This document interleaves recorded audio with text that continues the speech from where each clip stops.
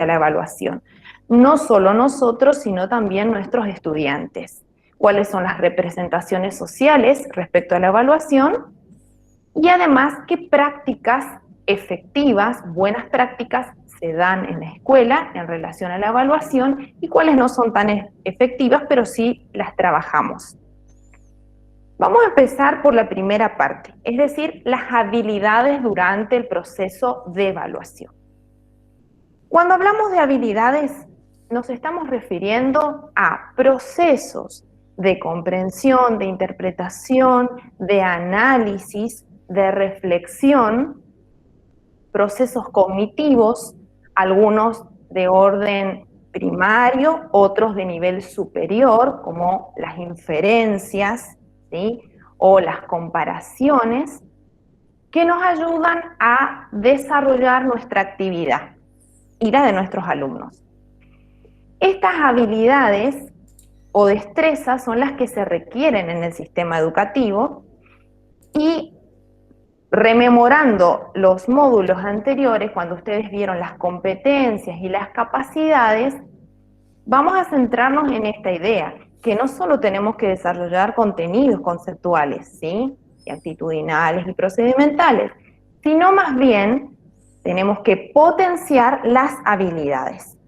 Y digo potenciar porque las habilidades son inherentes al ser humano. El ser humano ya tiene esas habilidades. Los alumnos no me pueden decir, o nosotros no podemos decir, ay, yo no tengo tal habilidad. Tengo esa habilidad, pero está dormida la habilidad. No la ejercité, ¿sí? Por ejemplo, yo me reconozco que soy muy hábil para el pensamiento lógico-matemático, pero tengo cierta habilidad para eso, lo único es que lo dejé de lado, no lo trabajé, me dediqué a mi carrera de lengua y en lengua no vemos nada de matemática, entonces ese pensamiento se durmió, se estancó. Esas habilidades, dependiendo a aquellas más literales, las otras un poco más superiores y otras más inferenciales, se van a ir desarrollando de acuerdo al contexto, a las características de nuestros estudiantes y sobre todo a su edad, ¿sí? El pensamiento literal, más o menos, obviamente ustedes saben mejor, los que son de nivel primario, más o menos hasta un cuarto grado tenemos un pensamiento literal. Dentro de un quinto y un sexto se empieza a despertar un pensamiento más inferencial, un poco más abstracto, ¿no es cierto? Ya podemos ir pidiendo a los alumnos que realicen ciertas inferencias, que realicen comparaciones lógicas o relaciones de causa-consecuencia. Y obviamente que en un nivel secundario el pensamiento inferencial tiene que estar presente. Aunque muchas veces reconocemos que nuestras propuestas evaluativas y de enseñanza y aprendizaje van más hacia lo literal que hacia lo inferencial. Esto con respecto a habilidades. Ahora vamos con esta segunda parte, durante el proceso de evaluación. Es decir, nosotros tenemos que analizar el trayecto. No podemos mirar el producto final. Si nos basamos en la evaluación auténtica y desde un enfoque socioconstructivista de la educación, nos vamos a dar cuenta que lo más importante es el durante, ¿sí? ¿Cómo vamos a establecer ciertas entradas, ciertas paradas? ¿Sí? Yo suelo decir paradas o stop, ¿sí? Para detenerse, ciertas paradas o stop que me permitan revisar lo que ya aprendí en miras de lo que quiero aprender, ¿sí? Ir mirando entonces, haciendo estas paradas, deteniéndonos en la vorágine de nuestro tiempo, de nuestras múltiples actividades y analizar el proceso. ¿Lleva tiempo? Lleva tiempo. Nosotros carecemos de tiempo siempre, pero tratar de buscar, por lo menos durante el año, yo les diría, si lo hacemos siempre, sería lo ideal. Pero siendo realistas, si lo hacemos 3 veces como mínimo por cada cuatrimestre, empezamos un año haciendo eso y después vamos incrementando la cantidad de veces que hacemos esta retroalimentación o este proceso de metacognición, pueden mejorar las prácticas, y mucho. ¿Sí? No les digo hacerlo con mucha frecuencia porque en realidad no nos dan tanto los tiempos, o sea, uno tiene que desarrollar un programa también, la escuela nos pide desarrollar ciertos programas. Entonces, mirando el durante la evaluación, el proceso mismo, reflexionando cómo planteamos la evaluación, si las consignas que dimos fueron efectivas, si realmente en realidad fueron confusas, y analizar al alumno, pero no solo al alumno, sino a nosotros mismos. Y esto es lo que tiene la evaluación auténtica. Nos implica en la tarea, nos demanda más tiempo, pero nosotros estamos totalmente implicados porque nos miramos a nosotros mismos. ¿Hasta acá se está escuchando bien? Pregunto. ¿Sí? Bien. Sí, se escucha bien. Bien, bien. Vamos ahora a nuestra segunda parte, expectativas durante el proceso de evaluación y sus prácticas. Tenemos ahí una pequeña ilustración de Mafalda, errar human est, y estum, a ver, una pequeña humorada. ¿Para qué? Para pensar que siempre estamos cometiendo errores, pero los errores nos sirven para aprender, ¿sí? Mientras que, o sea, nos sirven para aprender mientras reflexionemos sobre los errores y no los dejemos a un lado.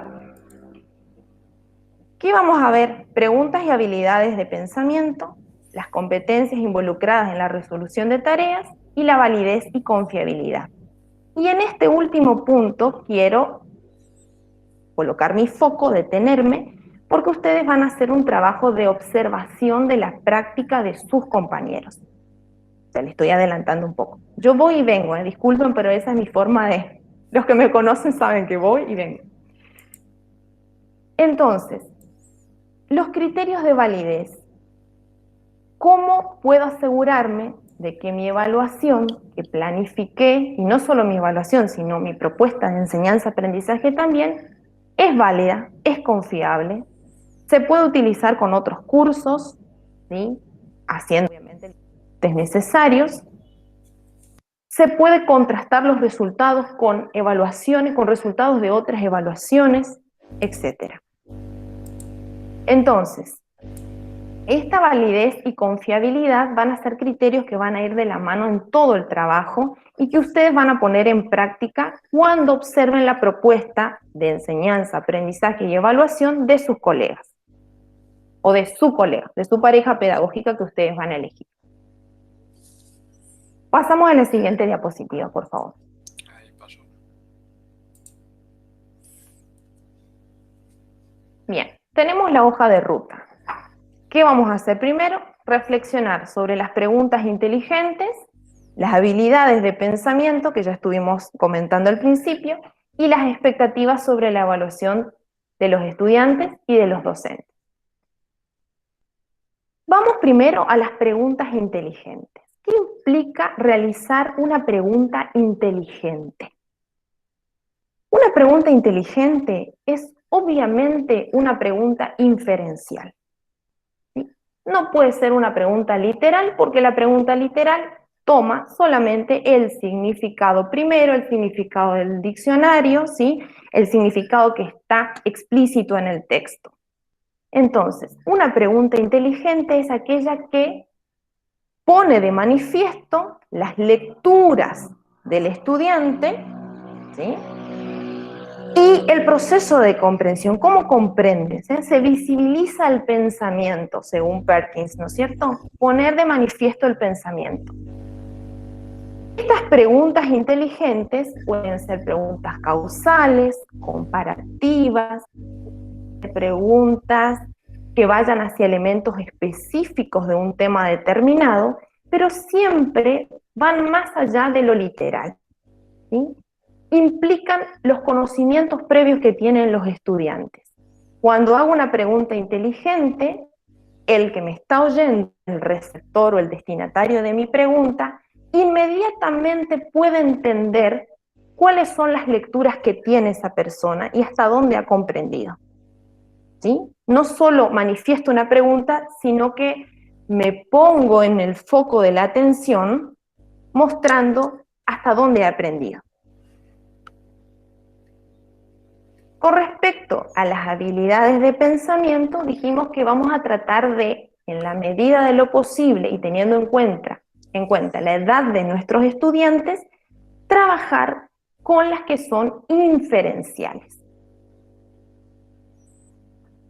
Si ustedes me dicen, pero yo tengo estudiantes de nivel primario de los primeros cursos, bueno, vamos a trabajar con las literales y una preguntita inferencial, tratar de arriesgar un poquito más hasta donde yo sé que ellos pueden ir, digamos, hasta donde sé que puedan responder. Con respecto a los de nivel secundario, sí o sí, preguntas inferenciales. Ya lo literal lo dejamos guardado en el cajón desastre, ¿sí? Ya no tocamos lo literal porque lo literal los alumnos ya están súper cansados, se saben de memoria cómo responder porque en realidad no implica ningún tipo de comprensión del texto o del tema mismo. Y por último, las expectativas sobre la evaluación de estudiantes y docentes. Pasamos a la hora. Analizaremos también las competencias involucradas en la resolución de tareas, los criterios de validez y confiabilidad y los dispositivos de evaluación auténtica. Pero ahí yo aclaro algo, después igual lo vamos a retomar. No vamos a trabajar todos los dispositivos de evaluación auténtica, sino algunos que yo seleccioné porque consideré que son relevantes para el durante el proceso de evaluación. ¿Sí? Por ejemplo, el diario de clase. El diario de clase o la narrativa pedagógica son importantísimos instrumentos potentes para desarrollar la autorreflexión, ¿no? O la metacognición. Otro instrumento que va a ser importante y que ustedes lo van a utilizar van a ser justamente las listas de cotejo, ¿sí? O las rúbricas, no son rúbricas, cuando llegan a ser rúbricas, sino los sistemas de valoración, que van un poquito más allá de las listas de cotejo. ¿Por qué no doy rúbrica? Porque rúbrica va a ser un tema que van a trabajar ya en el otro módulo, para no quitarle tema al profesor que viene en el siguiente módulo, entonces no trabajo rúbrica. Sí, diarios, sí, listas de cotejo, sí, estas formas de sistematización y valoración de los aprendizajes. Y otros instrumentos más que podemos ver y trabajar con nuestros estudiantes, como la resolución de problemas o de casos, las redes semánticas o conceptuales, y por último, el portafolio.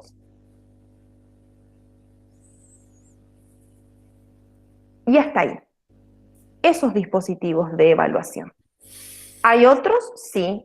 Las evaluaciones escritas y orales son dispositivos de evaluación, lo son las más utilizadas, pero vamos a tratar de, no por renegar de estos instrumentos que también sirven, sino vamos a tratar de utilizar otros. Es decir, efectivamente utilizar instrumentos que se abordaron en el módulo para crear nuestras propuestas. Pasamos al siguiente. Y vamos a elaborar, como ya les dije, propuestas de enseñanza y evaluación congruentes con el enfoque socioconstructivista, con la evaluación auténtica, con justamente el desarrollo de las competencias en el proceso de aprendizaje. Y vamos a describir en primera persona ese proceso de elaboración, la ejecución y la recepción de la propuesta que nosotros hicimos por parte de nuestros estudiantes. Es decir, ¿quién va a hacer el diario? Ustedes. Ustedes pueden pedirle a los chicos también como una estrategia hacer un diario. Depende de la propuesta. Cada uno verá desde su área, desde su materia y para su nivel, qué instrumento, qué dispositivo de evaluación auténtica van a utilizar. Pero lo que sí o sí tienen que utilizar para el análisis de la propia experiencia va a ser esta narrativa pedagógica o diario en el cual van a plasmar todo el proceso, desde la generación de ideas, el desarrollo de esas ideas, la elaboración de la propuesta, la recepción, cómo lo recibieron los alumnos, y cotejar sus expectativas que tenían al inicio con el resultado. Entonces, todo el proceso. Y describimos en primera persona porque la única manera de marcar y plasmar realmente la subjetividad del narrador en las narrativas es por medio de la primera persona singular.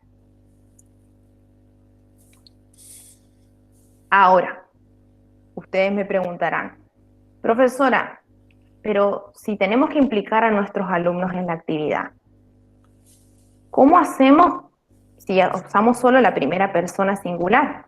Entonces, pueden también utilizar la primera persona plural, el nosotros inclusivo, para incluir a los estudiantes en los segmentos de su narrativa en donde plasmen el trabajo en conjunto. Pero lo que no puede faltar es la primera persona singular, porque es la visión de ustedes, su visión propia del proceso. Hasta ahí. ¿Vamos bien? ¿Sí? ¿No? ¿Paso? Bien. Bueno, pasamos a la próxima diapositiva. Bien. Y por último, revisaremos. Y ahí todos vamos a hacer este proceso, las propuestas de enseñanza, de evaluación y el diario de la experiencia de los colegas, del colega con el que trabajemos, ¿sí? Y por último, continuaremos aprendiendo porque esto, ustedes saben que en educación nunca se cierra y además ustedes tienen los otros módulos. Queda la puerta abierta a seguir aprendiendo. ¿Otra más? Bien, empecemos con la reflexión de las representaciones de la evaluación. Tenemos una historieta de Gaturro, no sé si lo ven bien. Alumnos, saquen una hoja. ¡Toing! Desaparece Gaturro. Saquen una hoja, acá está. Gaturro no está, 0. Eso me pasa por irme por las ramas. Vieron que las historietas son interesantísimas para trabajar las simbolizaciones, que también son parte de las habilidades lógicas. Pueden levantar la mano en este momento porque vamos a empezar la reflexión. ¿Qué representación de la evaluación se ve en esta historieta?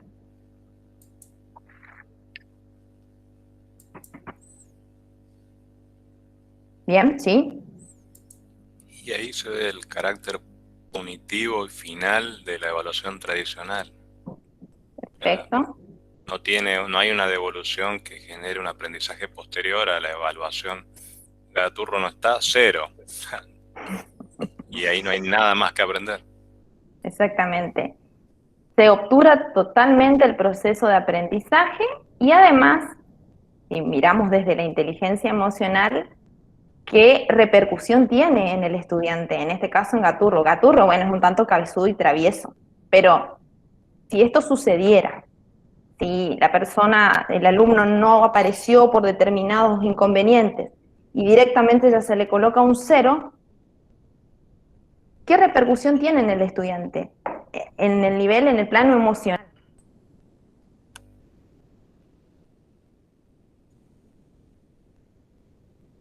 ¿Alguien más? Sí, Alicia. El micrófono tiene que prender Alicia. Ajá, está prendido. No lo escucha, no escuchamos nomás, pero está prendido. No se te escucha, Alicia. Tal vez tengas que levantar un poco tu volumen. No, si está con el teléfono, por ahí sale y vuelve a ingresar. O desconecte el auricular. A ver, pruebe desconectarlo, capaz que se va a escuchar. A ver, hola.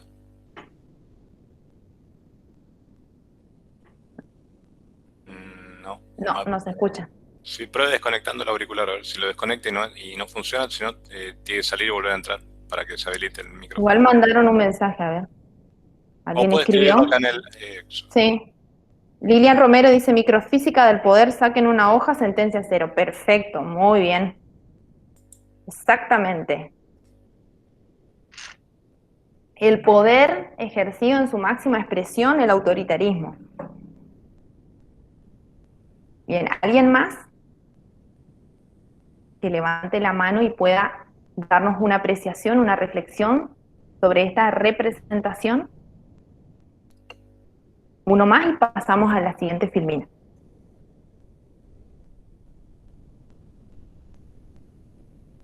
Muy sábado. Pasamos a la siguiente entonces.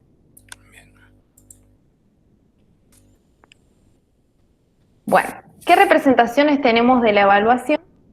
Pamela Casco, la falta de explicación de la consigna, exactamente. No hay una explicación, no hay una consigna clara y tampoco hay el acompañamiento. Muy bien.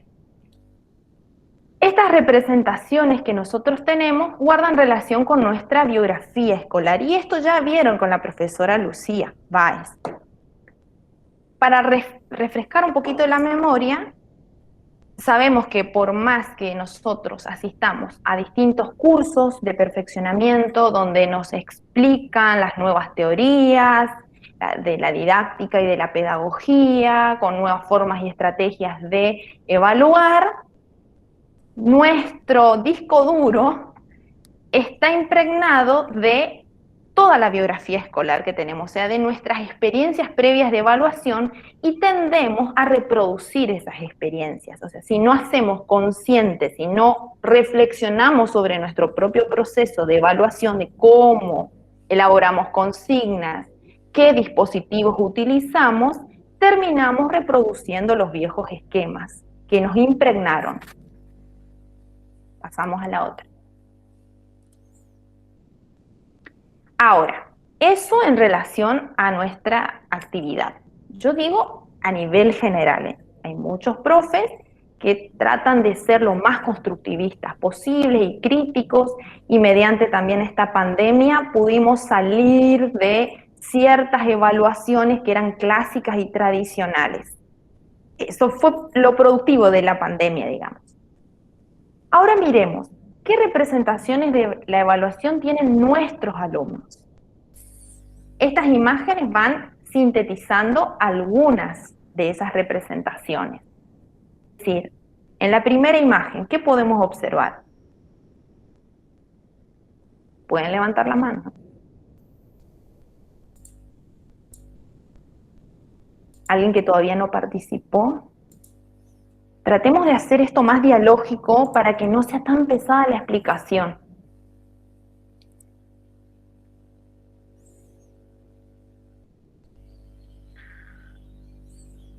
A ver, ¿alguien que se anime? ¿Qué simbolizaría esa primera imagen?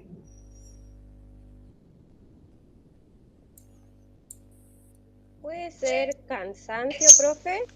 Muy bien, puede ser cansancio. Sentimiento de opresión, exactamente. Bueno, si lo relacionamos con el plano emocional, el sentimiento de opresión, el desgano, el cansancio. Sí, Manuel Arauz, ¿qué decía? No, esperen que me voy a alejar porque hace interferencia. Ahí está. Puede ser que represente más que nada como un proceso mecanizado, porque Bien. pareciera ser que la persona tiene atrás, digamos, como una mancuerna que le giran para que constantemente sea algo repetitivo. Bien, muy bien. Esta idea de la monotonía del sistema, mismas actividades, memorístico, dice María del Carmen Soto, muy bien. Y si la relacionamos con la imagen de abajo, es la típica evaluación escrita con un reloj que va midiendo el tiempo. ¿Sí? El tiempo del éxito o el tiempo del fracaso. Y por último, la clásica evaluación oral, en la cual podemos ver la expresión del alumno con el alumno como un muñeco de cuerda, en el primer caso sí, y en el último, este alumno que está sudando, nervioso, se pone colorado, y muchas veces vemos que esto nos pasa a nosotros mismos y a los chicos A ver, por ejemplo, yo doy un ejemplo. En lengua y literatura, a pesar de que trabajamos habilidades que tienen que ver con la comunicación oral, muchas veces priorizamos lo escrito, porque es más práctico, porque ya lo podemos tener, lo llevamos a nuestra casa, lo corregimos. Evaluación cuantitativa final, no importa el proceso de aprendizaje ni cuánto avanzó, perfecto. ¿Y qué sucede en esa cuestión? Que dejamos de lado la evaluación oral, y esa evaluación oral, ¿por qué? Porque nos insume más tiempo, tenemos que desarrollar el programa y no llegamos, etc.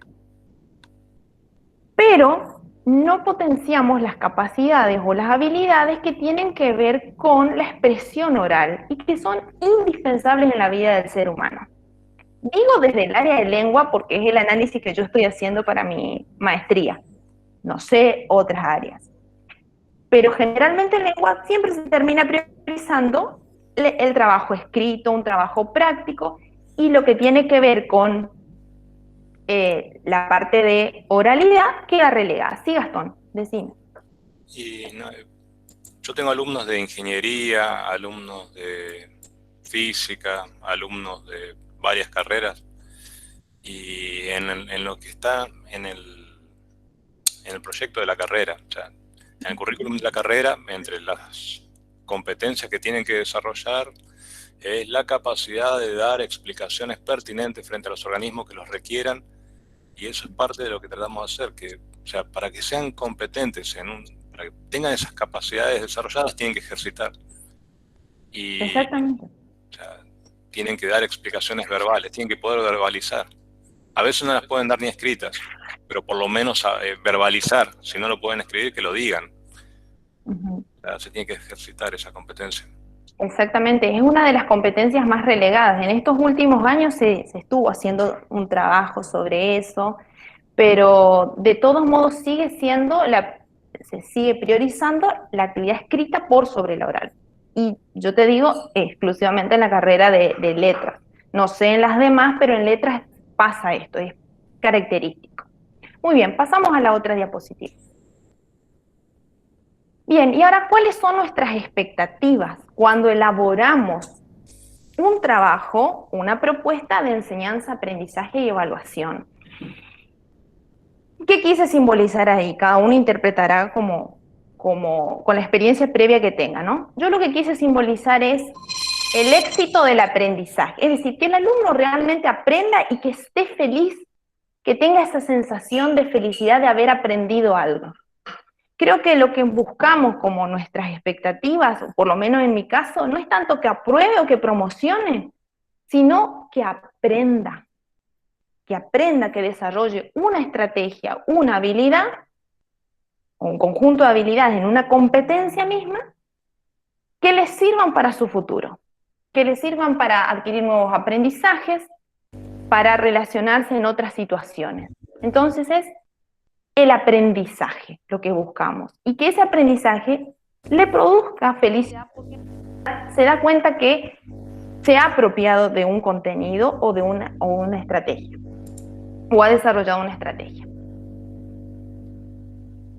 A 2 personas más para poder ver las representaciones que ustedes tienen, si me pueden decir cuáles son sus expectativas cuando elaboran una evaluación.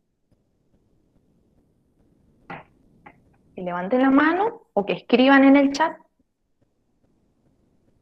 ¿Vieron que priorizan la escritura? Se sienten menos expuestos. Sí, apagan la cámara, apagan el micrófono. A ver, dos expectativas y pasamos a la otra filmina. Estas son las expectativas a la hora de elaborar. O sea, cuando estamos pensando en una evaluación, ¿qué pretendemos?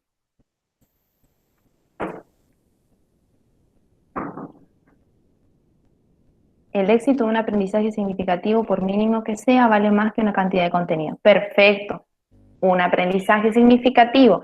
Fíjense que ahora necesitamos reducir la cantidad de contenidos debido a nuestra nueva situación, nueva normalidad, digamos. ¿Y qué implica esto? Que por mínimo que sea el contenido que el alumno aprenda, al no estar todo el tiempo con nosotros, como veníamos haciendo antes, ya es un gran logro. Perfecto. ¿Alguien más? Pasa con la significatividad que en la teoría de Ausubel hay 3 grados de significatividad, la psicológica, la lógica, y hay una que está relacionada con el carácter emotivo del que aprende, que el que aprende tiene que querer aprender. Y en ese querer aprender tenemos que nosotros identificar qué es lo que el alumno quiere poder aprender y qué es lo que le puede servir y que no sea contrapuesto a lo que está en la parte obligatoria, en los diseños curriculares, los NAP. O sea, no es solamente contenido sin sentido. O sea, exactamente. tienen sentido en el contexto del alumno, pero no están contemplados dentro de los que son los contenidos obligatorios, ni siquiera son transversales. Exactamente. Bueno, ahí tenemos también la capacidad del docente de poder, de forma crítica, incluir esos contenidos. O sea, sí, sin contradecir al currículum, pero sí la autonomía. Yo siempre digo, y esto ya es una cuestión personal, autonomía de cátedra. Sí. Ante todo, autonomía de cátedra, porque sí, a ver, hay muchas cosas prescriptas, pero por ahí cada uno tiene que ver de acuerdo a su contexto, ¿no es cierto? ¿Sí decías, Gastón? No, justamente eso, o sea que el carácter de dispositivo del currículum pretende que estas cosas sean enseñadas y a que exista un control del Estado que no es tal, porque así como dijo la profesora Escalante, la autonomía del docente, uno puede ir circulando a través de contenidos que no están expresamente estipulados, pero volviendo, o sea, uno se sale por la rama y después vuelve de nuevo a la rama, pero eso depende de la cintura del docente. ¿Y cuáles son las expectativas? O sea, en principio, cuando uno planifica, o sea, propone una hipótesis de trabajo, o sea, lo que los alumnos van a lograr aprender cierto contenido, o sea, el tipo que sea, y la evaluación sería nuestras evidencias del aprendizaje. Si están bien definidos los criterios de evaluación, que sean correlativos con nuestra hipótesis de trabajo y con todo lo que se fue desarrollando previamente, eso nos devolvería información acerca de si nuestra hipótesis se cumple o no, y en el caso de que no se cumpla podemos reformular esa hipótesis. ¿Cuál es la expectativa? La expectativa arranca desde el principio, que el alumno pueda aprender, desde antes de que exista la evaluación. Exactamente. La evaluación es solamente la recolección de información para evaluar esa hipótesis. Y de hecho la generamos en nuestra mente, ¿sí? Tenemos ya planificado, antes de pasar al papel, a escribir, ya tenemos toda la planificación y nosotros mismos vamos pensando los distintos caminos por los cuales tenemos que recorrer, ¿no es cierto? Dice Lilian Romero, potenciar el aprendizaje, esperen que se me va, potenciar el aprendizaje, que la evaluación sea una oportunidad más para crear la atmósfera para ello. Exactamente, la evaluación no entendida en un carácter punitivo, sino en un carácter de aprendizaje, que nos sirva para seguir aprendiendo. Pasamos a la próxima diapositiva, por favor. Bueno, y ahí tenemos las representaciones o expectativas de nuestros estudiantes. Sortear obstáculos, es decir, voy pasando, aprobando de un año al otro, pasando de grado. La nota, vieron que los chicos, lo más importante, chicos y no tan chicos, es la nota. Tenemos una hermosa devolución donde explicamos todas las características, esto usted tiene que mejorar, esto tiene que rever. ¿Qué es lo que miran? La nota, salvo excepciones, ¿no es cierto? ¿Cuánto me saqué? Y el cuánto, ¿no es cierto? El número. Y lo último, la acreditación y promoción, el poder haberse recibido de una carrera determinada, terminar el secundario, terminar el nivel primario. Ahora, todas estas características, todas estas expectativas, ¿se relacionan realmente con el aprendizaje? Habría que ver, ¿sí? Está en nuestros alumnos, por ejemplo, no digo en todos los casos, pero en la gran mayoría, el hecho de aprender en sí no está en la primera línea de la fila, ¿no es cierto? En el primer lugar. Más bien es, aprobé, terminé, cumplí con este grado y hasta allí. Pasamos al siguiente. Bueno, las prácticas de evaluación, ¿cómo tienen que ser? Desde un enfoque socioconstructivista, desde la evaluación auténtica, contextualizadas, no pueden ser abstractas, no puedo planificar algo que yo no sé si va a funcionar con mis alumnos porque yo previamente ya hice la esquematización de qué podría funcionar. Puede ser que esa evaluación después tenga ciertas debilidades, pero se supone que si yo razoné, la pensé a la evaluación con tiempo y conozco a mi grupo de alumnos, sé cómo más o menos se va a desarrollar. Tiene que tener metas claras y posibles y utilización de diversidad de instrumentos, que son los instrumentos que ya fui nombrando. Y por último, tienen que potenciar las competencias, las capacidades y las habilidades dentro de esas competencias, para que puedan ser utilizadas fuera del ámbito escolar, en cualquier situación de la vida. Pasamos a la siguiente.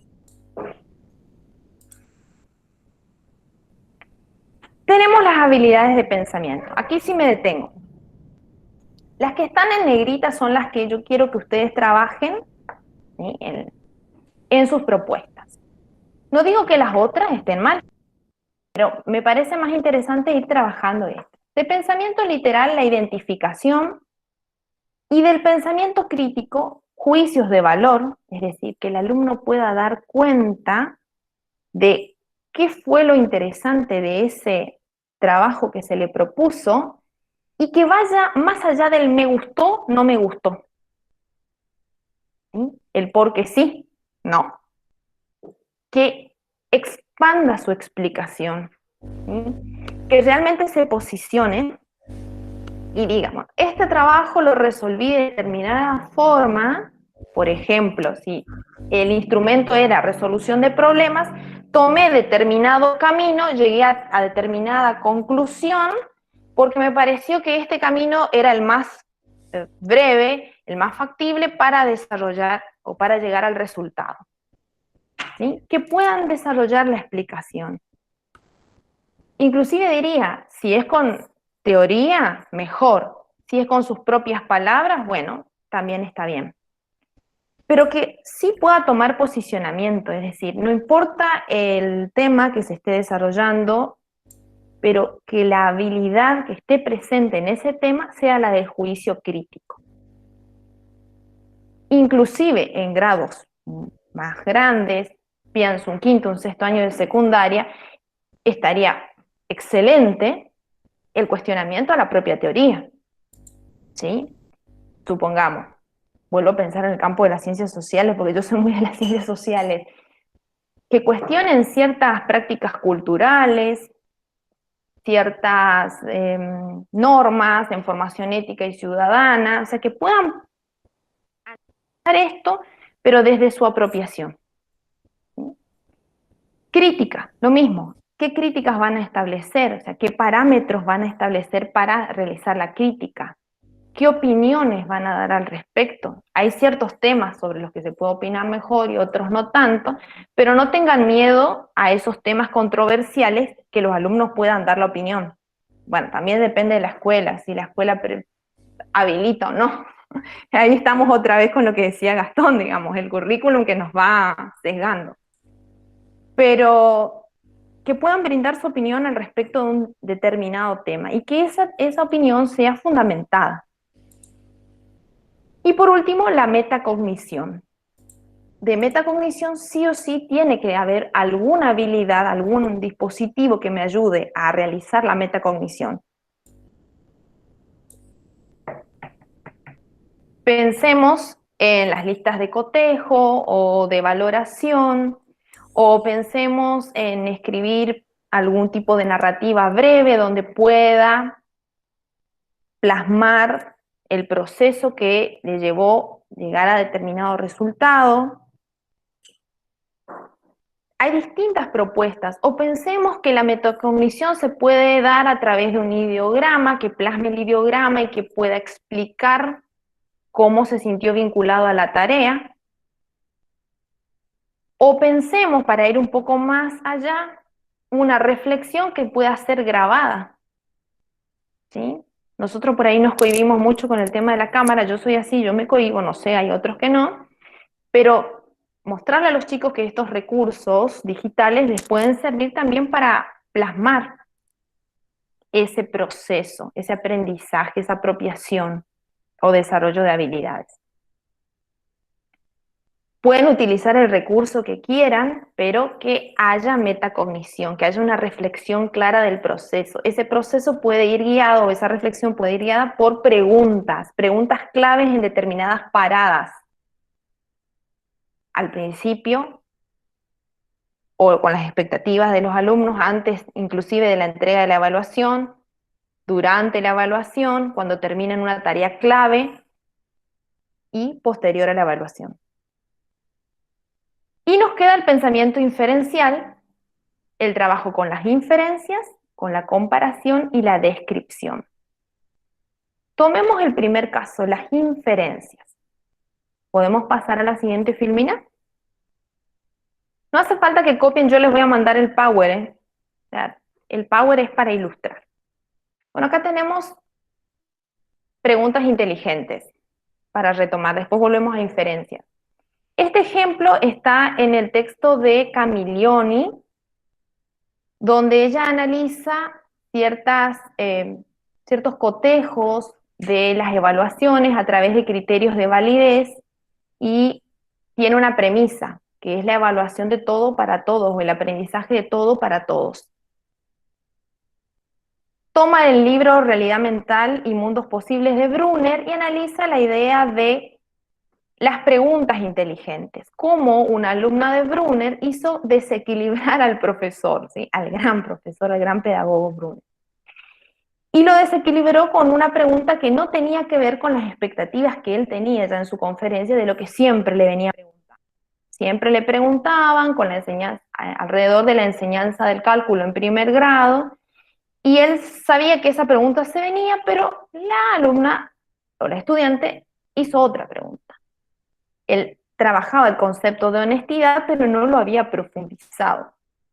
Entonces ella le pregunta, ¿cómo sabe usted lo que es honesto?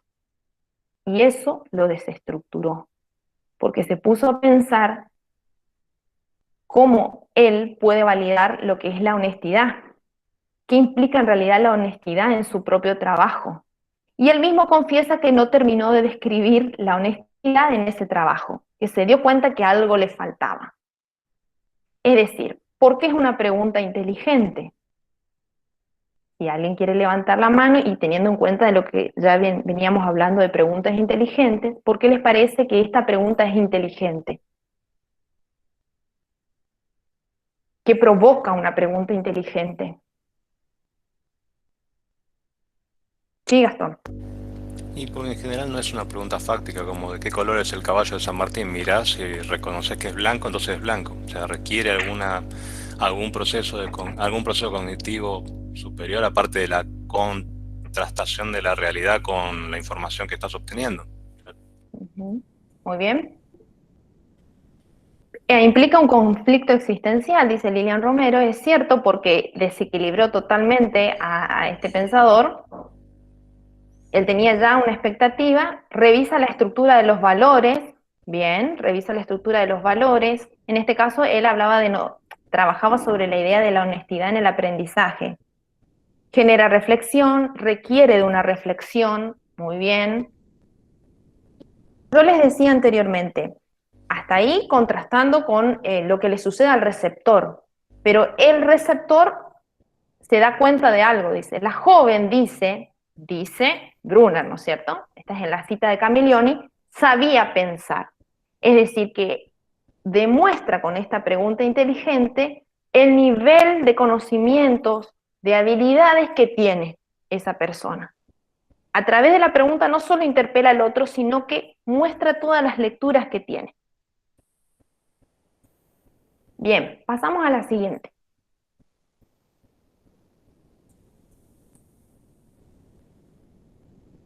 Bueno, ahí tenemos los beneficios de construir preguntas inteligentes. En este caso son preguntas, los conocimientos, saberes previos, bien dice Sandra. Estas preguntas tienen ciertos beneficios. Lo que yo les pido es que ustedes presenten en su propuesta alguna pregunta inteligente para los alumnos, ¿sí? Dentro de toda la propuesta de enseñanza, que puedan evidenciar A ver, si ellos le hacen preguntas inteligentes, mejor. Sería espectacular que ustedes en el diario lo puedan plasmar. Pero que ustedes elaboren la pregunta inteligente, que sea una pregunta de tipo inferencial, porque tiene todos estos beneficios que están aquí. Digo algunos como para no retrasarnos tanto en el tiempo. Que el alumno asume un papel activo, ¿sí? Se implica con su tarea, que puede desarrollar diversas habilidades y que esas preguntas tienen que ser significativas para los estudiantes. En el caso es elaboren la pregunta. No tiene que ir solo en relación a los intereses de ellos, sino que sea relevante a nivel de contenido y de la propuesta en función al contexto y en función a cómo se implican los estudiantes con su tarea. Y se tiene que relacionar con el mundo real y permitir una interacción social variada. Esos serían los beneficios de crear preguntas inteligentes. Pasamos a la siguiente. Seguimos, preguntas inferenciales. Bien, este material de preguntas inferenciales yo le dejé en el aula, subí al aula y dice clase 11 y clase 12, porque son de las clases que yo doy con mis alumnos de didáctica. Por ahí si aparece la palabra estudiante, igual yo traté de revisar, omítanlo nomás, porque en realidad originalmente el material era para ellos. Pero me pareció interesante porque es un material sintético donde se muestran las distintas preguntas inferenciales con ejemplos. Son ejemplos de textos variados, de distintas áreas, pero son ejemplos con textos. Ustedes pueden trabajarlo con audiovisuales, tiene el mismo efecto, digamos, o de forma oral. Tienen las preguntas léxicas, son aquellas que van directamente a buscar el significado de una palabra por contexto, le decimos en lengua. ¿Qué quiere decir eso? Que yo reconstruyo el significado de la palabra teniendo en cuenta las palabras que rodean a esa de la cual desconozco el significado. Y lo que implica es dejar de lado por un momento el diccionario, que no está mal, pero movilizar la maquinaria intelectual del razonamiento para que los alumnos puedan incorporar vocabulario, incorporar léxico y desarrollar esta habilidad que sería descubrir qué significa la palabra de acuerdo a las palabras que lo rodean, por contexto. No se ve completo la imagen de Mafalda, pero ella está viendo el significado etimológico de la palabra gobierno, ¿sí? Democracia, perdón, y después dice gobierno en el cual el pueblo ejerce la soberanía, y se ríe. ¿Sí? Bueno, ahí está el efecto cómico de Mafalda. ¿Qué preguntas inteligentes, léxicas, podríamos utilizar teniendo en cuenta esta historieta? Porque como yo les dije, puede ser un texto complejo, puede ser con una historieta, pueden trabajar con textos audiovisuales. Lo importante es identificar el léxico. En este caso estamos viendo la construcción de una palabra, ¿sí? El significado de una palabra. Ella lo busca en el diccionario, lo construye, pero va más allá del significado literal. Esa risa, ¿qué significaría? La hipocresía de la situación en lo que son los gobiernos democráticos. Exactamente, la hipocresía en los gobiernos democráticos, ¿sí? Es decir, esto que dice lo literal en realidad no se corresponde con la realidad. Vamos al siguiente. Bien, preguntas causales. Lo que hacen es que uno puede establecer con información relevante del texto cuáles son de determinada consecuencia las causas. Tenemos el ejemplo de Mafalda nuevamente. Para tu inteligencia, Manolito, queda tan triste una tumba sin flores. Hay una causa y hay una consecuencia. La consecuencia sería adornar la cabeza de Manolito con flores. ¿Cuál es la causa? ¿Que su cabeza qué? La muerte de la inteligencia. Y no hay... La muerte de la inteligencia, es decir, está muerta la inteligencia en la cabeza de Manolito. Pasemos al siguiente. Voy un poco rápido porque nos estamos yendo de hora.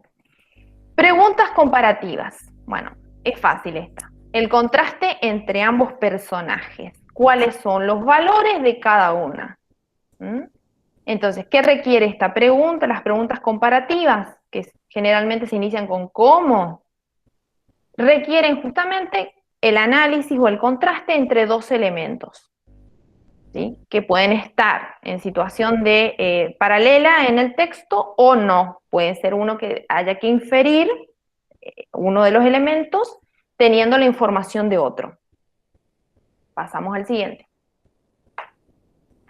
Especificativas. Mamá, ¿qué te gustaría hacer si vivieras? Si bien esta pregunta, ¿por qué sería una pregunta inferencial? ¿Qué implicaría? ¿Qué conocimientos previos y qué intencionalidad tiene Mafalda cuando hace esa pregunta? Y tiene que ver con la representación del buen vivir. O sea, que algunos consideran que vivir es el buen vivir.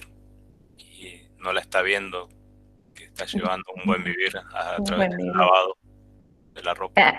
Además la ve justamente cansada, exactamente. ¿Otra respuesta? Esta es especificativa, porque va hacia un punto determinado, una idea determinada.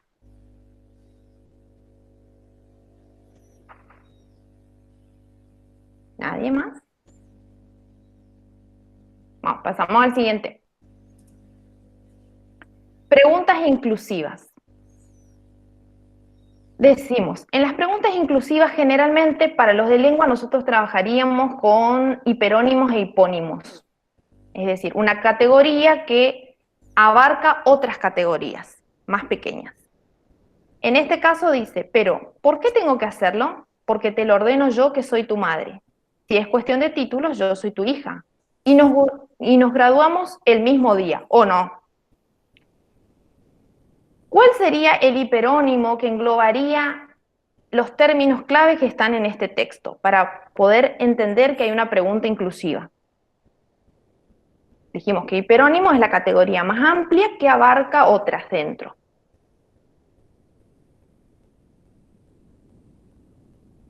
Tenemos madre, tenemos hija.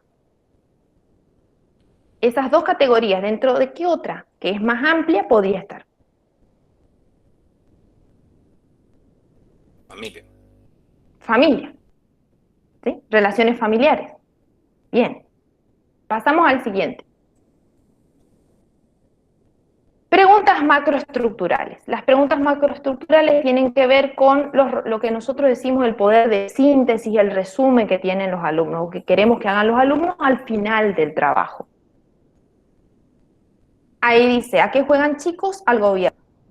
No hacer lío, descuida, no vamos a hacer absolutamente nada. Si tenemos que sintetizar la interpretación de gobierno que tienen los chicos, la interpretación de gobierno es que el gobierno está pasivo, no realiza ninguna actividad, ¿sí? Entonces, su juego es un juego tranquilo, ¿por qué? Porque están simbolizando, representando al gobierno.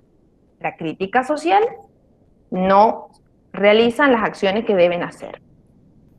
Ahí sintetizamos la información, es macroestructural por eso.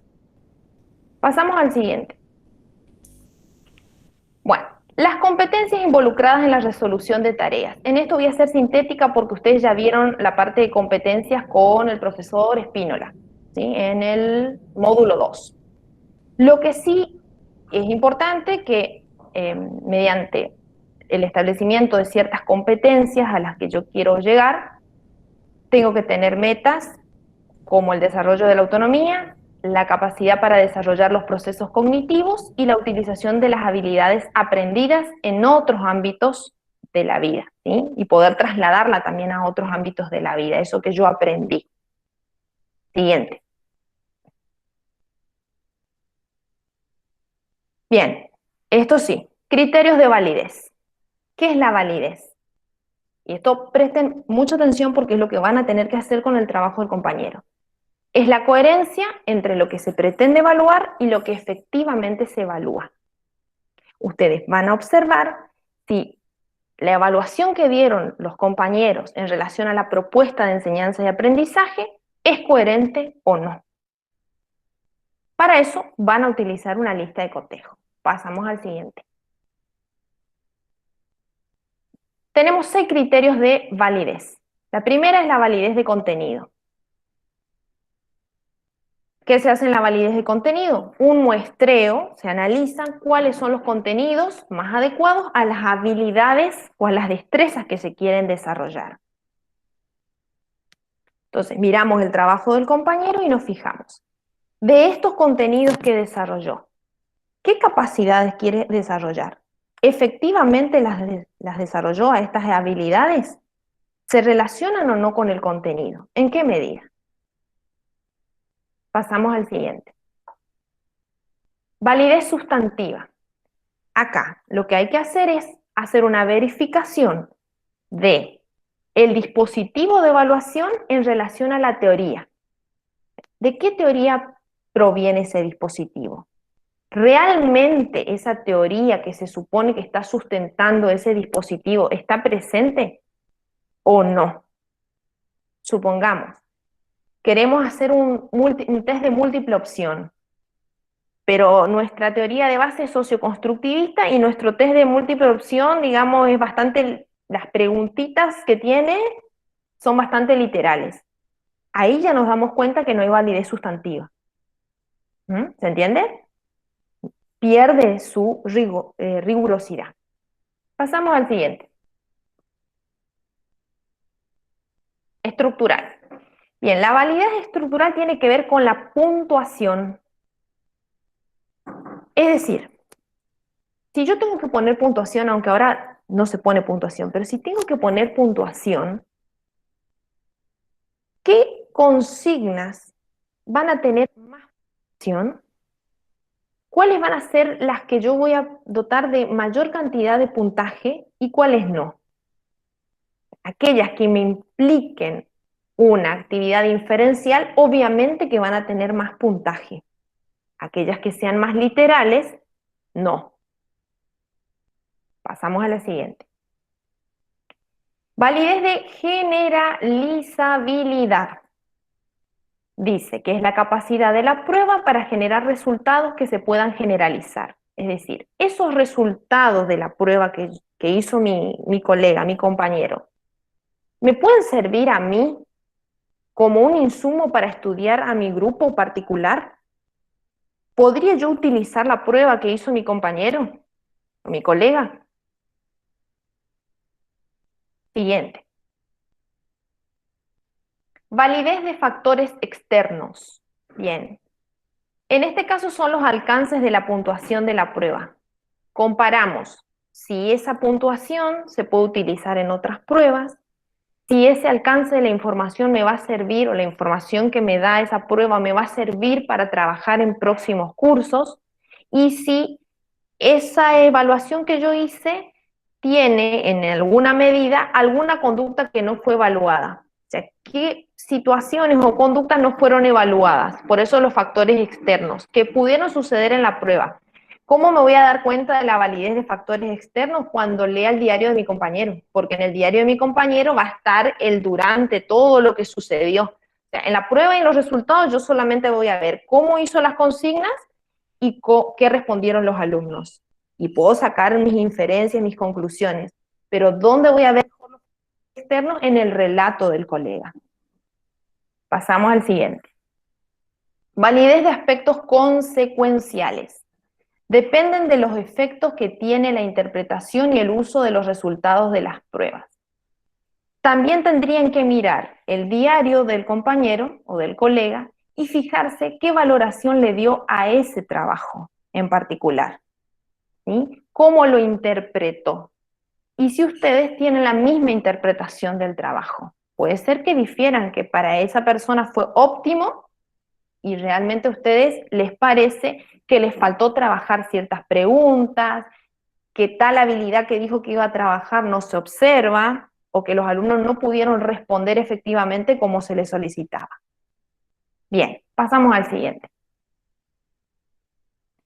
Otro criterio es la confiabilidad, es decir, que los resultados de esos instrumentos pueden dar cuenta efectivamente de que los alumnos aprendieron o no. Este criterio es un tanto controversial para Camiglioni y ella prefiere trabajar con los de validez, pero también nombra la confiabilidad, porque dice la confiabilidad es contextual.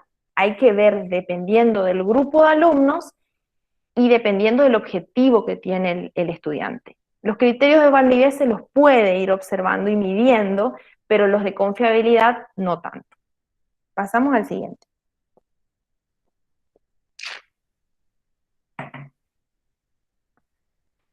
Bueno, y tenemos otros dos que son la practicidad y la utilidad. Con respecto a la practicidad, dice, ¿qué es lo práctico? Que haya una facilidad en la administración, que sea fácil para administrar esta evaluación. Eso piénsenlo ahora en que trabajar con sus alumnos en la virtualidad. Una evaluación que a la vez sea práctica, que ustedes realmente puedan ver que el alumno les va a responder. Y no solo en la administración de la evaluación, sino el tiempo de duración. ¿Cuánto tiempo me va a llevar elaborar esta evaluación? ¿Es factible elaborarla en el tiempo que yo tengo para presentar el trabajo final? ¿Sí? ¿No? ¿Por qué? Bien, pasamos al siguiente. Bueno, la utilidad es si el instrumento brinda información importante sobre la tarea que realizamos. ¿Realmente cumplió con el objetivo inicial o no? Y ahí dice, nos ayuda a preguntarnos qué debemos mejorar, cómo adecuar las próximas pruebas a nuestro grupo clase. Pasamos al siguiente. Bien, dispositivos de evaluación. No voy a explicar tanto sobre esto, sino ir nombrando, porque ya los nombré anteriormente. Pueden utilizar para el trabajo final la resolución de problemas o casos. Presentarle un problema interesante, un caso, analizar una situación a los alumnos, teniendo en cuenta ya de antemano que ese caso debe tener múltiples caminos para resolver, para llegar al resultado. Pueden también trabajar con redes semánticas o conceptuales, y ahí viene una aclaración importante. Si ustedes van a trabajar con el dispositivo de redes semánticas o mapas conceptuales, tener en claro qué son las redes semánticas y qué son los mapas conceptuales. Y que los alumnos tengan en cuenta eso también. Porque si yo les pido como dispositivo que esquematicen, hagan un esquema, los alumnos pueden traer infinidad de tipos de esquemas. Y no puedo decir nada. Porque yo no di el criterio exclusivo de cómo debería ser. Entonces, si van a trabajar con ese dispositivo, ustedes tienen que informarse bien cuáles son las redes conceptuales, o las redes semánticas, perdón, y los mapas conceptuales, cómo se construyen realmente, y brindar un ejemplo a los estudiantes para que ellos sepan cómo construirlo. Portafolio. El que va a trabajar con el portafolio tenga en cuenta que no solamente tiene que adjuntar los trabajos, ¿sí? Sino que tiene que tener el portafolio una carátula, un índice, después tiene que tener el recuento de todos los trabajitos que se adjuntan y la justificación o reflexión de por qué el alumno hace esa selección de materiales. ¿Con qué criterios seleccionó? ¿Fueron los trabajos que más les costó? ¿Fueron los trabajos que les resultaron más gratificantes, más exitosos? Tiene que plasmar y tiene que poner la fecha en cada uno de los trabajos. Y luego al final una conclusión del trabajo completo, del análisis de ese recuento o compilación de trabajos. Pasamos al siguiente. Diarios de clase, que es lo que van a trabajar ustedes. No me voy a detener mucho en esto porque ya les expliqué al principio. Tienen material para leer en la clase.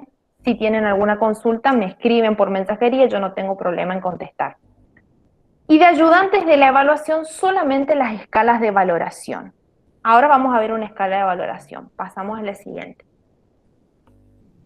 Bien, ahora viene, por favor, atento, yo sé que están durmiendo más, pero atento porque ahora viene el trabajo final del módulo. Ahí dice consultas vía mensajería interna del aula virtual, ¿sí? Recibo todas las consultas necesarias. Pasamos al siguiente. estos son los criterios de evaluación, los pueden leer cuando les envíe. Lo ideal hubiese sido que entre todos construyamos los criterios, porque eso es parte de la evaluación auténtica, pero los tiempos, como verán, no nos dan para eso.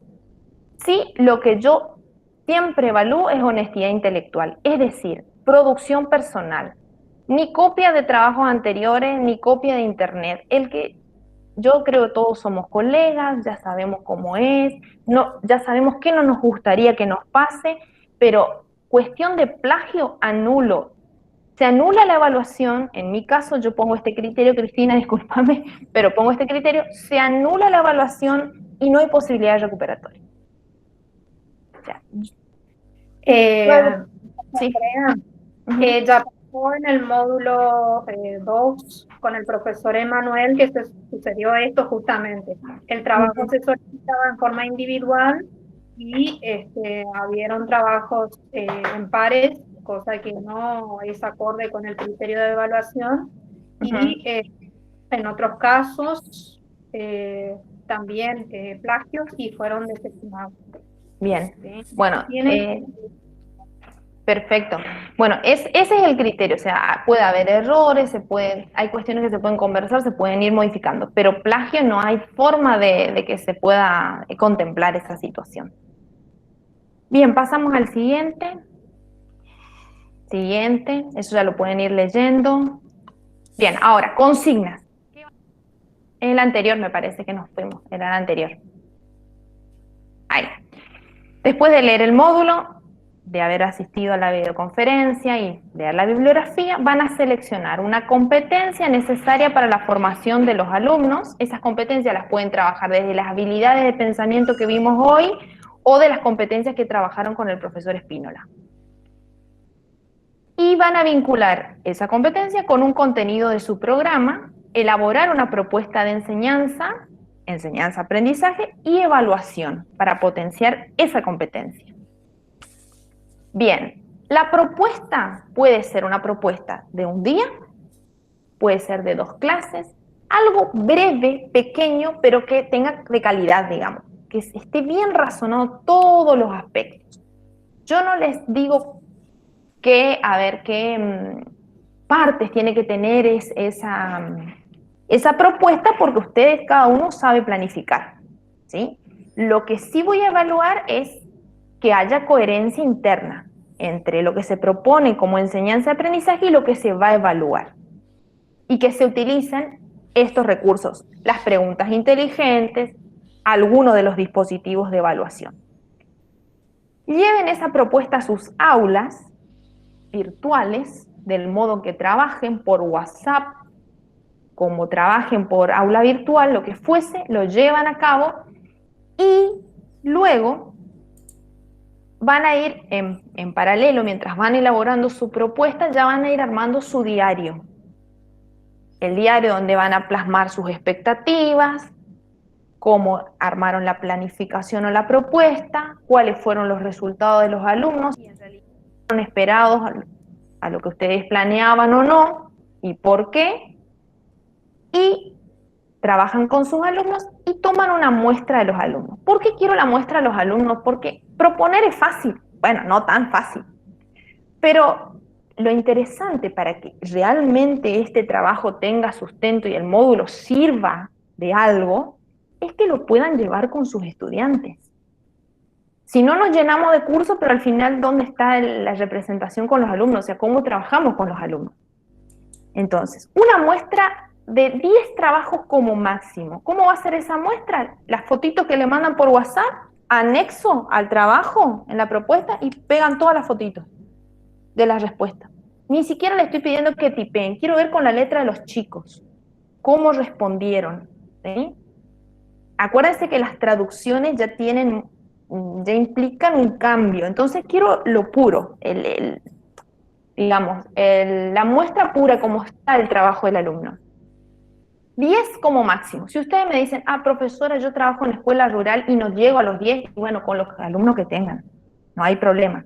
Y ahí está muy bien la pregunta para Miriam.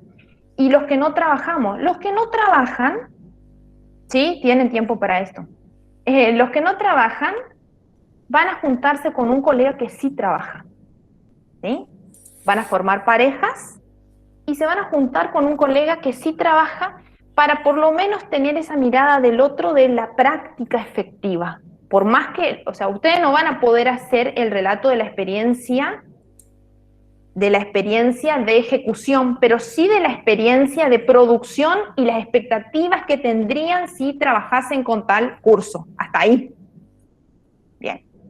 Pasamos al siguiente. Ahora, elijan un compañero de ruta, ¿sí? Su amigo a partir de ahora. Es decir, un colega y que sea preferentemente de la misma área. Si no lo es, no hay problema, pero sí del mismo nivel. Obviamente están divididos en comisiones por niveles. ¿Qué va a hacer ese compañero? ¿Qué van a hacer ustedes? Cuando el compañero termina todo su trabajo, hace la propuesta, lleva a sus alumnos, lleva la evaluación, ya recoge los resultados, pasan ustedes su trabajo a su colega, por correo, por WhatsApp, como ustedes se manejen, para que este compañero le haga la devolución, haga este cotejo con los criterios de validez que nos hablaba Camilioni. Y pasamos a la siguiente. Esa va a ser la lista de valoración. Validez de contenido, la validez sustantiva, la estructural, la de generalicidad, los factores externos y los aspectos consecuenciales. Pueden anotar si quieren en las columnas o poner una X. ¿Sí? Pueden anotar algo breve o colocan una X. De todos modos, ya está la calificación. Muy bueno, regular y a mejorar. Pasamos al siguiente. Bueno, hasta ahí. ¿Alguna duda, alguna pregunta respecto del trabajo? El trabajo tiene... perdón. Cosa que no les dije y es importante. Fecha. Trabajo final, 23/6. Si se le da un poco más de tiempo para que trabaje en sus clases, ya sea virtual o presencial, y puedan tomar esa muestra. Esa es la idea. Y recuperatorio una semana más. Si se necesitara, después veremos con la profesora Cristina, ella me dijo que vamos a ir viendo, pero por lo menos esas son las fechas, digamos. Tienen un tiempo como para trabajar con una de sus burbujas, por lo menos, en una semanita, y desarrollar esta actividad. Por eso les digo, puede ser una planificación, una propuesta de 1 o 2 clases. Y nada más, no muy extenso, porque si no, no van a poder cumplir. Sí, Susana.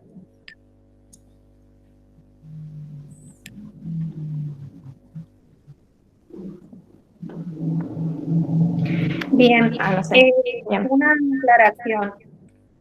Hay una sola consigna que la profesora propone trabajar con parejas pedagógicas. No todas las consignas, hay consignas individuales y consignas en pares, es decir, en pareja pedagógica. Bien, gracias por la aclaración, Cristi. Eso faltó. Muy bien, gracias por la aclaración.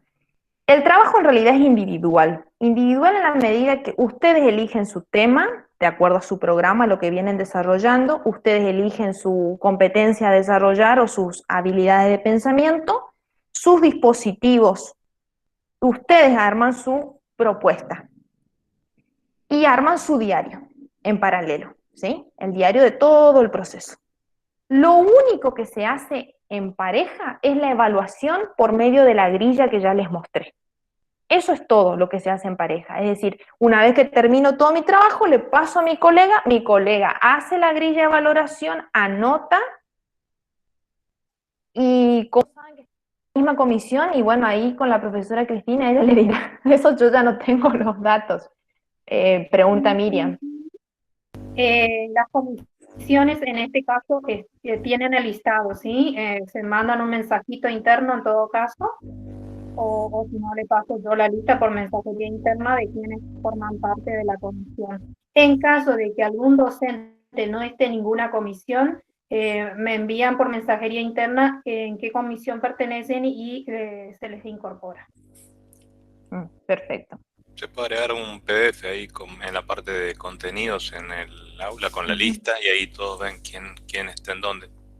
Perfecto. Claro. Y ahí ellos se comunican con el correo del colegio, entonces ya se comunica. Sí. Exactamente. Hoy se habilitaría. Con Sí, respecto a la pregunta de cuándo se habilitaría, se habilita todo hoy. exactamente. Y también el Power, la profesora ya está en el aula. Bien. Trabajando. Ya tienen la bibliografía, ya tienen las actividades, todas las comisiones tienen sus actividades, tienen para descargar, inclusive para aquel que no quiera estar mucho tiempo frente a la computadora, puede descargar, ya está todo cargadito. Si tienen alguna cuestión, sí, perdón, Lilian. ¿Qué tal? Buen día, profe. Buen día. Yo le quería consultar, profe, Ujú. poniéndonos en el rol de los alumnos y preocupados por la evaluación y por la aprobación. Ujú. Cuando tenemos que entregar el trabajo final, lo que tenemos al realizar tarea, vamos al icono y ahí entregamos. Tenemos Sí. que entregar nuestra planificación, la narrativa de lo que hicimos, cómo Sí. llevamos a cabo el proceso, Ujú. y la evaluación de lo que nos hicieron nuestros compañeros y la evaluación que hacemos nosotros a nuestros compañeros. No, ¿Cómo ahí, conseguimos aclaro. esa herramienta, digamos, para completar el... En un solo archivo de Word van a presentar todo. La planificación, los resultados, la narrativa, ¿sí? Planificación, resultados, narrativa. Y abajo la evaluación que ustedes le hicieron a su compañero, ¿sí? Porque su compañero va a hacer la evaluación de ustedes. ¿Se entiende? O sea, van a trabajar en pareja. Yo le paso mi trabajo A le pasa a B. B le evalúa y A también le evalúa. O sea, trabajan los dos juntitos. Ahí está, perfecto. ¿Sí? Gracias, Entonces, profe. vuelvo a repetir para que quede claro, ¿no? Gracias a vos por la pregunta, porque en este tema de los tiempos por ahí se me olvidan las cosas. Entonces, primero ponen la planificación, luego los resultados de los alumnos con las imágenes, las fotitos de los trabajos de los chicos, y en tercer lugar, la narrativa o el diario que ustedes hicieron, y después la evaluación de su compañero, de lo que ustedes hicieron a su compañero. Y el compañero va a hacer lo propio. Ahí está, perfecto. Y otra cosita, profe. ¿Sí? Yo soy profesora de francés y me gustó mucho la idea que propuso, la de que grabar a los alumnos para ver los errores y la articulación, por ejemplo, en mi caso, cuando se trata de la fonética. ¿Los videitos podría enviar? No, no se puede en ese caso. O un enlace. Sería un enlace tal vez, ¿eh? Sería... Vale, igual. Ahí se comparte el link para que se pueda ver, visualizar el Claro. video.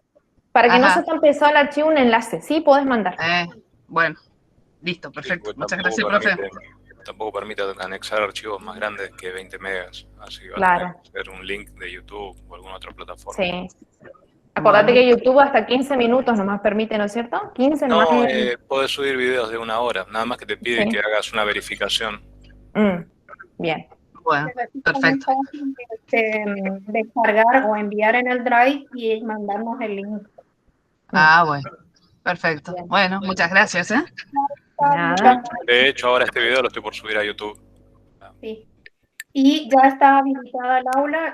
Recién yo estoy en la plataforma, durante todo el encuentro estuve trabajando con la plataforma y ya está habilitada, así que ya pueden ingresar. Cuando acá preguntan una cuestión así, voy a mirar. Dice, es obligación las imágenes. A ver, imágenes de los trabajos. Yo no dije imágenes de los chicos, ¿eh? Dije imágenes de los trabajos. El que quiere la grabación de los alumnos, obviamente que tiene que pedir autorización a los tutores, eso se sabe ya, ¿sí? Yo cuando dije imágenes de las fotitos del trabajo que me mandaron por WhatsApp o por el aula virtual, me mandaron la foto de manuscrito de su trabajo, bueno, eso, ¿sí? Obviamente vamos a no ponernos la soga al cuello, sí, porque son menores de edad, es cierto. Si quieren grabar, pueden grabar la voz inclusive, o pueden, si van a grabar, quieren filmarlo a los alumnos, bueno, ahí sí piden autorización. Eso ustedes ya, creo que ya lo sabían. Si no lo saben, bueno, ahí está la información. En YouTube creo que les permite blurear partes del video. Ah, bien. Bueno, eso no sé, ¿vieron? Eso tiene que Es preguntar. un poco más laborioso, tienen que entrar a YouTube Studio y cuando van a la parte del video pueden blurear partes del video. Sí, Bien. Perfil a los alumnos, perfil o de espalda, no sé. Pero en realidad es simple.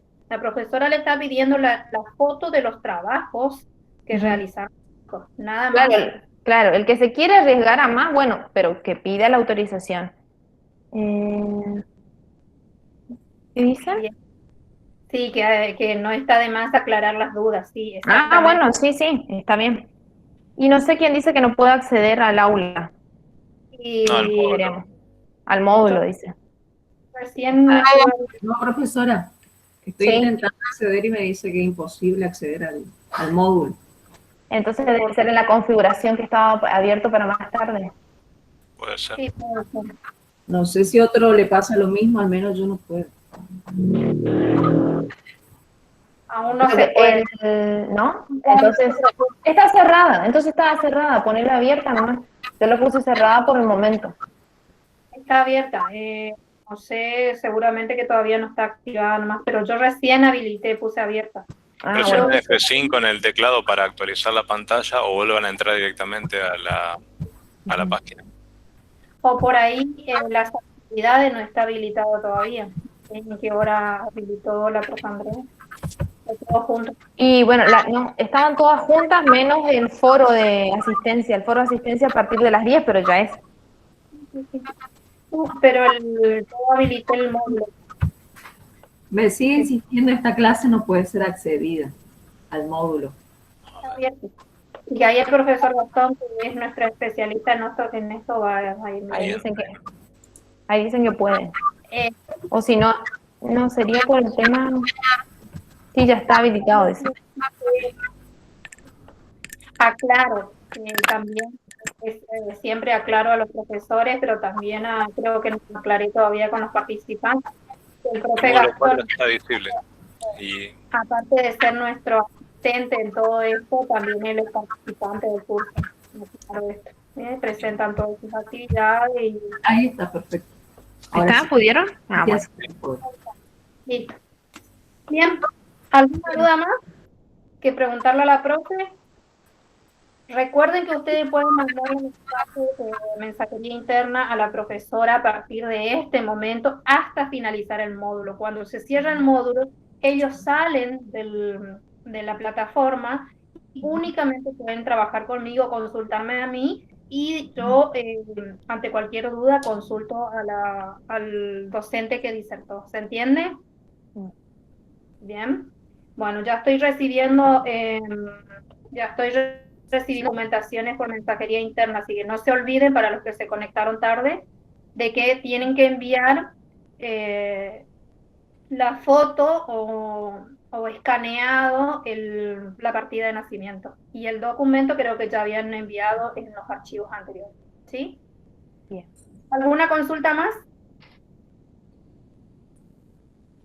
La grabación va a bajar el profesor Gastón al finalizar el encuentro. yo ahora lo bajo y lo subo a YouTube y lo pongo ahí en la plataforma para que lo vean. Bien, ¿pregunta? Bueno, Bien, profesora Andrea, muchísimas Bueno. gracias. el foro está a las 10. Ya estaba, se tiene que estar abierto. Creo. Bueno, Andrea, muchísimas gracias y bueno, cualquier cosita estamos a su disposición. Gracias. Bueno, muchas gracias a ustedes. Un placer haber tenido este momento de aprendizaje y nos estamos viendo pronto. Hasta luego. Muchas gracias, profe. Gracias a Hasta todos. luego, gracias, Gastón.